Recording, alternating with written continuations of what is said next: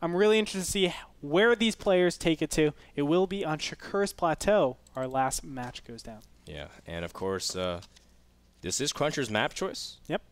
So we'll see whether or not they're able to execute the plan. CrunCher maybe has to change it up a little bit. He's been doing the same builds both games, but we'll find out in game number 3. Well, it's funny. It failed twice, right? Actually, that's true. But he's been really good at recovering. I wonder if he actually macros, whether or not he'll just take a gigantic lead over IdrA with just pure correct decisions.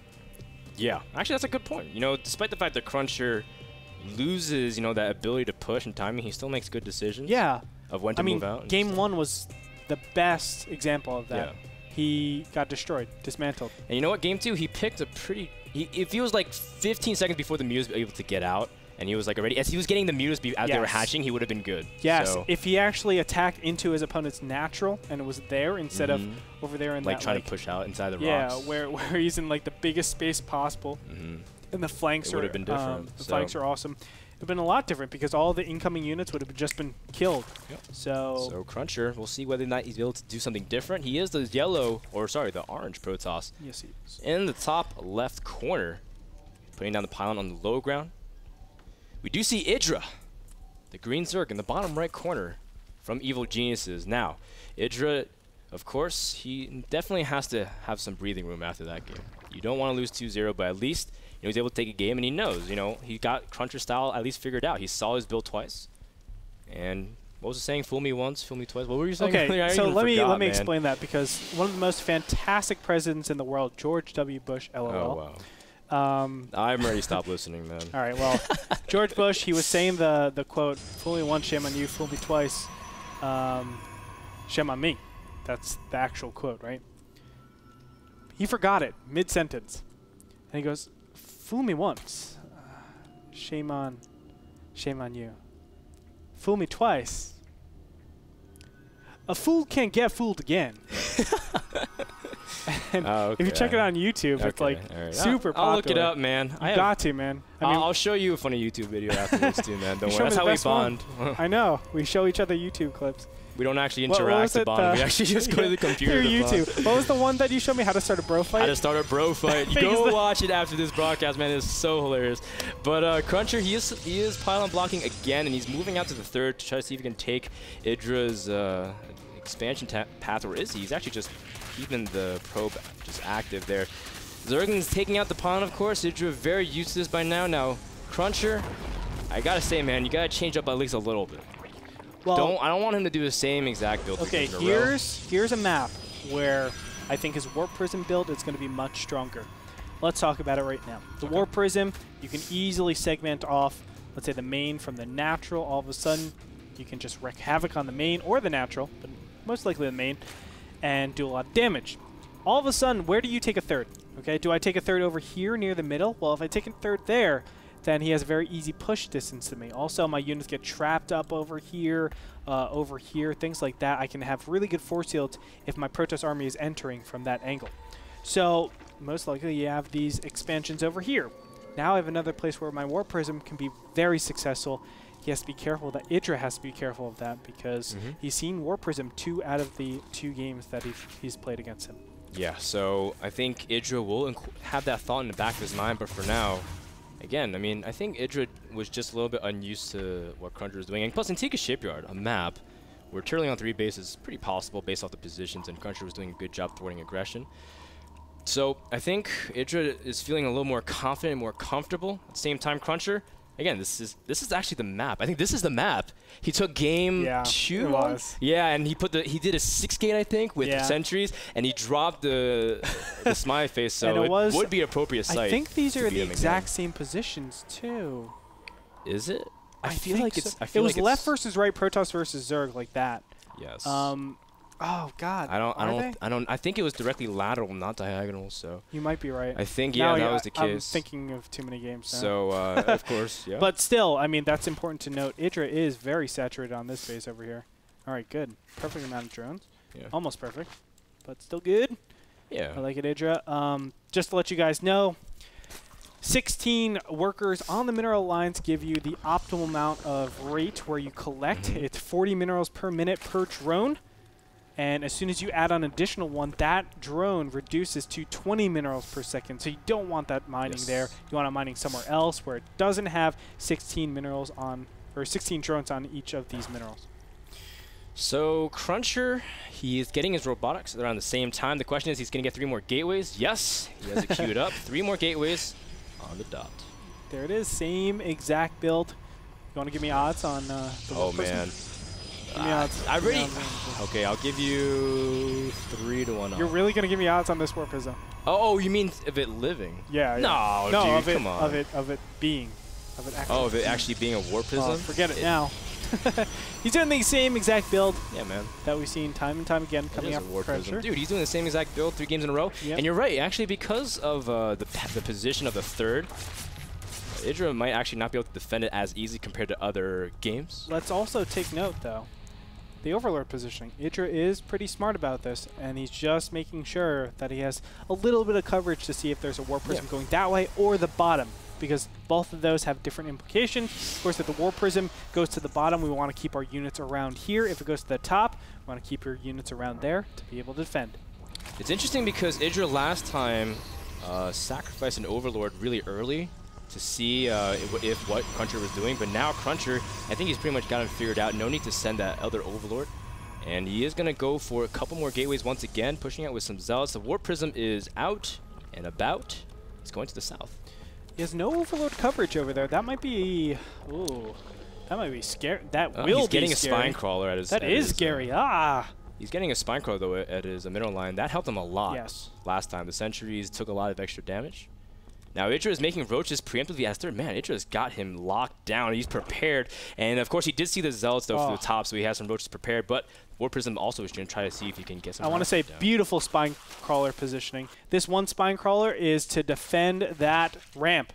Great job. And then another Spine Crawler so that you can't be force-fielded. These Sentries will always be attacked. This is just such intelligent play by IdrA. But at the same time, it's like... CrunCher, you got to switch up a little bit, man. Ooh, one Sentry getting very close. The Sentry with the most energy. And the Spine Crawler reaching forth and into the depths, actually, and taking out that Sentry. CrunCher again.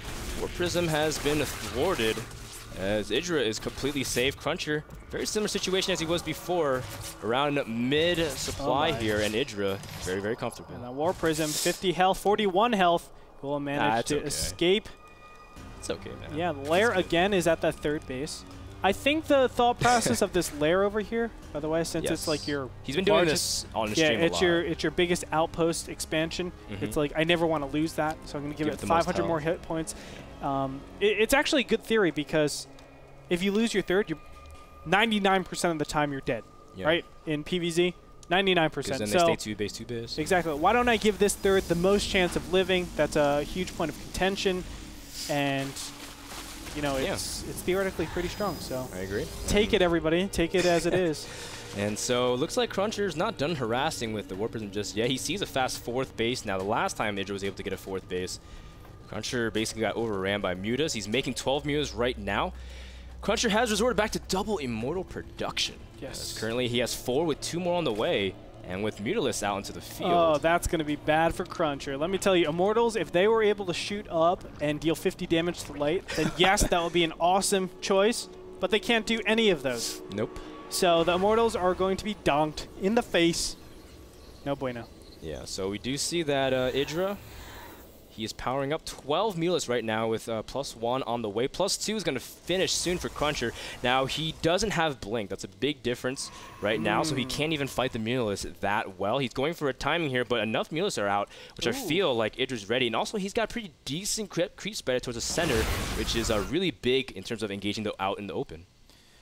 Yes, and that's very different than of course, Daybreak. Daybreak was a little bit smaller. Now there can be probably a 360-degree angle of attack of just compressing down on the Protoss and making it so they have to donut. Those Sentries get pretty useless pretty fast. And here we go. He's just going to go from one angle.